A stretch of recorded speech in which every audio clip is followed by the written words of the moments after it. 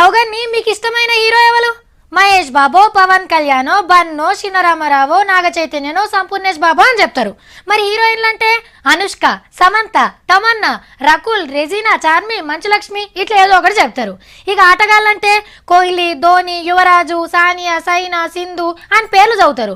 మరి బగ్గా చదువుకున్న దాంట్లో మీకు ఎవరంటే ఇష్టం అంటే చదువా?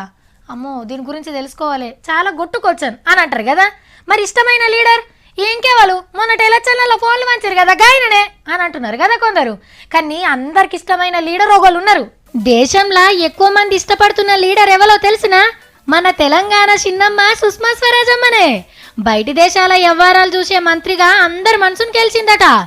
ఏరే దేశాల కొయ్యటోళ్లకు పాస్పోర్ట్, వీసా ఏ కష్టం వచ్చినా ఒక్క మతలబ్ పంపితే చాలు ఎమ్మటే తీరుస్తుందట.